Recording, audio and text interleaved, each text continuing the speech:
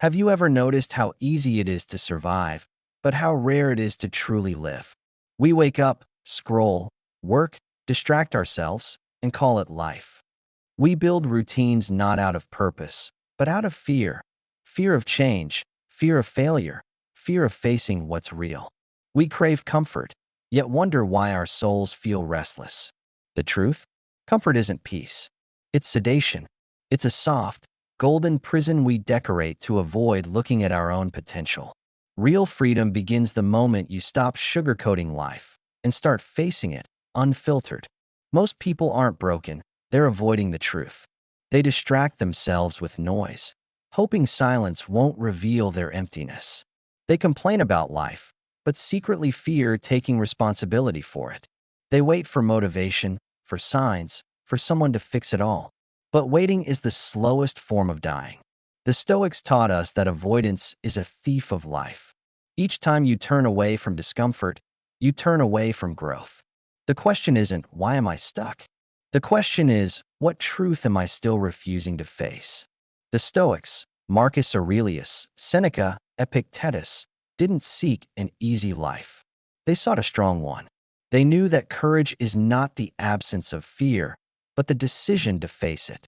Every storm, every obstacle, every painful truth was not an enemy, but a teacher. When life strips away illusions, it's not cruelty, it's clarity. You were not meant to stay comfortable. You were meant to evolve, to rise, to become unbreakable through the fire of truth. In this video, we'll explore 7 harsh truths, not to discourage you, but to liberate you. Each truth is a mirror, a key, a call to awaken. If you accept them, you'll see that life is not against you, it's shaping you. You'll stop waiting to be saved and start realizing that you've always had the power. So take a breath, let go of comfort, lean into the truth. Because the moment you do, your transformation begins. Principle 1. No one is coming to save you. Here's the truth no one wants to hear. No one is coming to save you. Not a mentor, not a relationship, not luck, not the universe.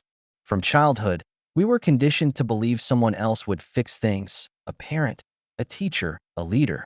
But adulthood strips away that illusion. The world doesn't send rescuers. It responds to movement. Freedom begins the moment you stop waiting for permission and start acting. The Stoics taught that strength is born in ownership, in realizing that your will, your discipline, and your choices are your salvation. The moment you take responsibility, you stop being a victim of life and start becoming its author. Epictetus once said, "Freedom is the recognition of necessity." It means realizing what's within your control and acting there with courage. Waiting for rescue is surrendering your power to fantasy. The Stoics never prayed for easier lives. They built stronger minds. Marcus Aurelius reminded himself daily, "You have power over your mind, not outside events. Realize this, and you will find strength." These words are not poetry. They are a map to liberation. You are not powerless. You are simply unused to your own strength. There was once a sailor caught in a storm. He prayed for rescue, but no ship came. Finally, he stopped pleading and began rowing. And that's when the shore appeared. Life works the same way. The moment you stop waiting, the tide shifts. Those who take ownership of their journey are often the ones who create their own miracles. The Stoics lived by this. They did not curse the storm. They used it as training. You are both the storm and the sailor. When you act, life moves. When you wait, life waits with you. In today's world, we still wait for perfect timing, for approval, for clarity. But waiting is just fear disguised as patience. You don't need permission to begin. You need courage to commit. Ask yourself, where in your life are you waiting for rescue? Where are you secretly hoping someone else will fix it? Identify it and act. Not tomorrow, now. Because the truth is, no one is coming. And that's good news. It means you no longer have to wait. You can be the one who saves yourself. That is where your power has been hiding all along. Principle 2. Life doesn't care about your emotions. It responds to your actions. Life doesn't respond to how much you feel. It responds to what you do. You can cry, complain, or pray for change. But unless you move, nothing moves. This truth feels harsh because it strips away excuses. But in that honesty lies liberation. The Stoics didn't deny emotion. They refused to be ruled by it. They understood that pain, fear, and doubt are signals, not sentences. You can feel deeply and still act wisely.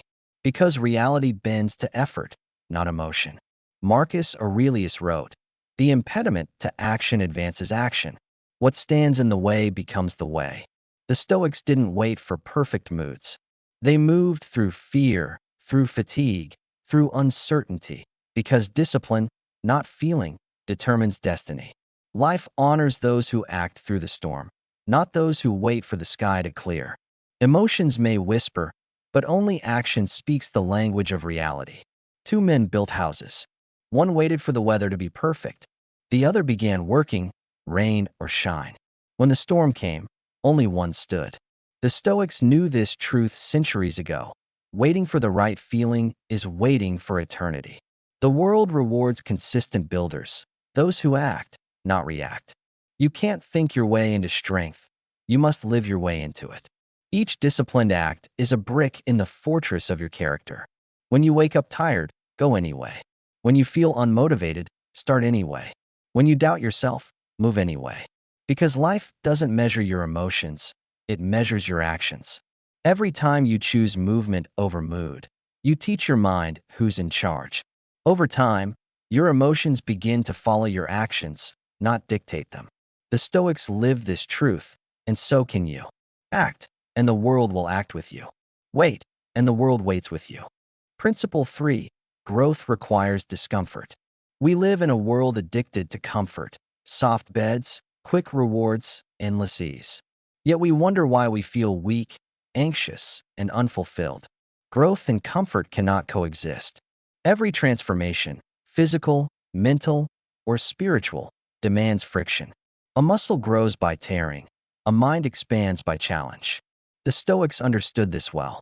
They didn't seek pleasure, they sought strength. Because each moment of discomfort is a message from life. You are being forged. Epictetus said, "Difficulties are things that show a person what they are." When life challenges you, it's not punishment, it's revelation. It reveals your endurance, your character, your capacity to rise.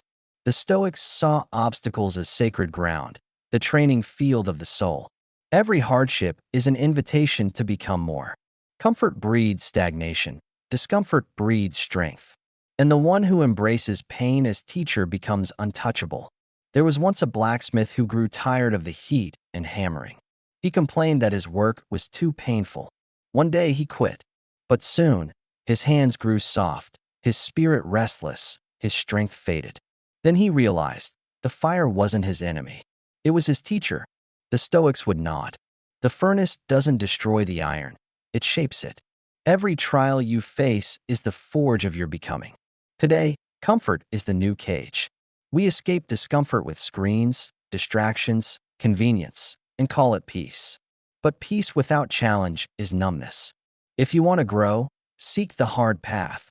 Wake early, train discipline, speak truth even when your voice shakes. The obstacle is not blocking your way. It is the way. Every time you step into discomfort, you rise a little higher. Every time you avoid it, you shrink. Choose growth, not ease. Choose the fire and become forged. Principle 4. Time is your only real wealth. People protect their money but waste their time, the only currency they can never earn back. They scroll for hours, gossip for days, postpone dreams for years, and then one morning, they wake up realizing the most precious asset they had is gone. Seneca wrote, "It's not that life is short, but that we waste much of it." You will never get this exact day again. Every second is a coin. Spend it deliberately. The Stoics practiced memento mori, remember you will die. Not as morbid fear, but as a compass.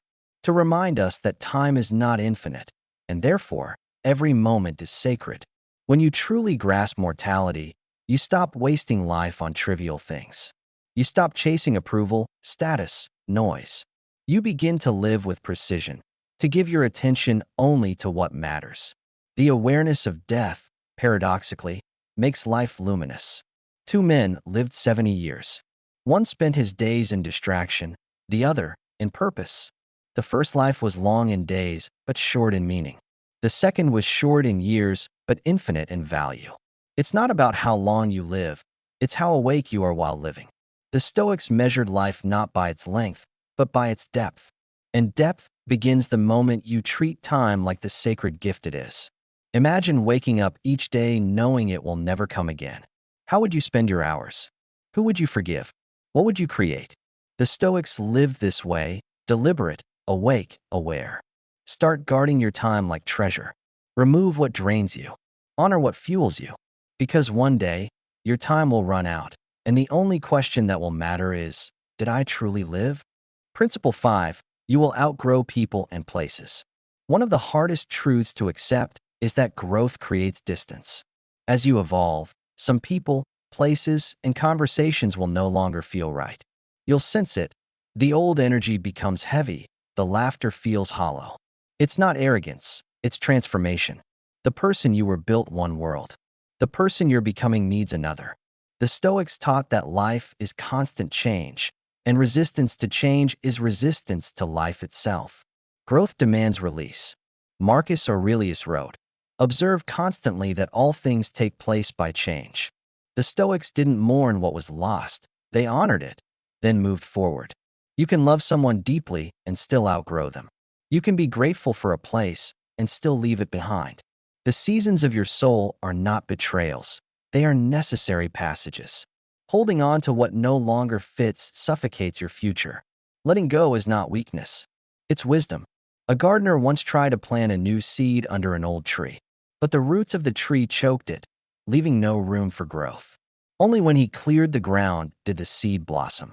The Stoics knew, sometimes, to grow, you must clear the soil of your past. Relationships, habits, and environments that no longer nourish you will quietly strangle your evolution. The courage to prune is the courage to live fully.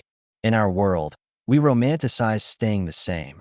Same friends, same routines, same comfort zones. But staying the same often means staying small. Outgrowing isn't betrayal, it's alignment.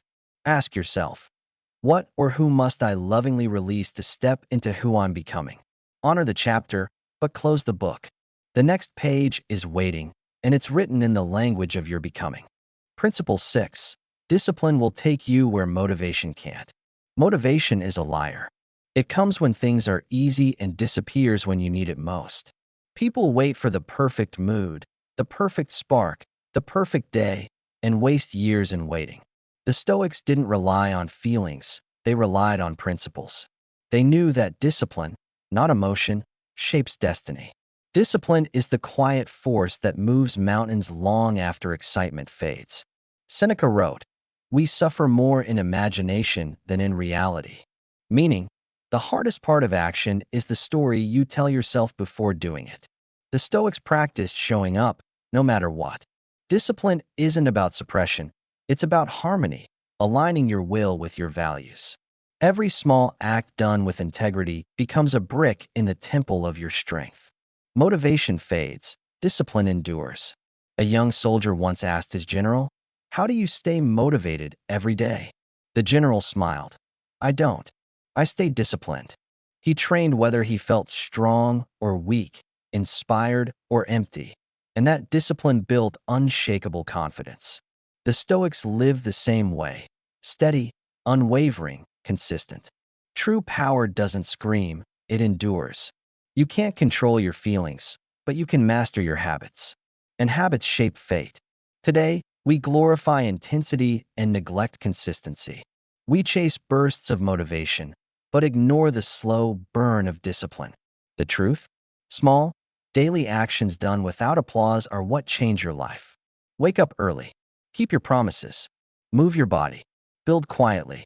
Because when the feeling fades, and it will, discipline will carry you through. That's not coldness, that's freedom. Principle 7. You don't have to control everything to be at peace. We spend our lives trying to control everything. People, outcomes, opinions, even time itself. But control is an illusion, and chasing it is the root of our suffering. The Stoics understood that peace begins where control ends. The world will always be unpredictable. Storms, loss, change. The only thing you truly govern is your inner response. When you surrender what you cannot change, life finally begins to breathe through you. Epictetus said, "Some things are in our control, others are not." This single truth can free your soul. When you stop trying to master the ocean, you learn to sail it.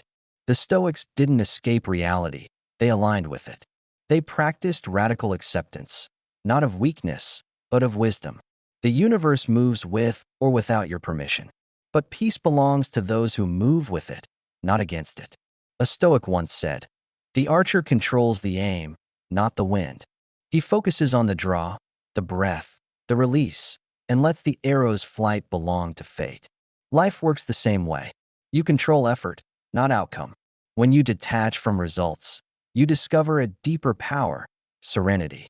The archer's peace comes not from hitting the target, but from mastering his form. Today, we chase control in every form: social media, success, validation. But the more you try to control, the less peace you feel. True mastery is surrender, doing your best, then releasing the rest. When you finally stop wrestling with life, you realize it was never against you. The storm was just the teacher. The peace you've been searching for isn't at the end of control, it's at the end of resistance. You've faced 7 harsh truths: that no one will save you, that action outweighs emotion, that growth demands discomfort, that time is sacred, that evolution brings separation, that discipline transcends motivation, and that peace lives beyond control. These truths are not punishments. They are invitations to rise, to take ownership, to find strength in reality instead of escape. The Stoics called this living according to nature, walking hand in hand with truth, not fear. You are stronger than your excuses, wiser than your fears, and freer than your doubts. The Stoic path is not about becoming emotionless. It's about becoming unshakable. When you accept reality as it is, you become undefeatable. The pain that once broke you now becomes your armor. The silence that once scared you now becomes your peace. The harsh truth? You've always had what you needed. It was courage. For the next 7 days, practice one principle each day. Day 1, take full responsibility. Day 2, act without waiting to feel ready. Day 3, do one hard thing on purpose. Day 4, guard your time. Day 5, let go of what no longer serves you. Day 6, keep one small promise to yourself. Day 7, accept something you cannot control. The goal isn't perfection, it's awareness. Awareness leads to mastery. Remember this: the world will never stop being chaotic, but you can become unshakably calm within it. That is the Stoic miracle, not escaping the storm, but becoming the stillness inside it. If this message resonated, share it, live it, and return whenever you forget who you are. From chaos to clarity, this is Stoic Miracles.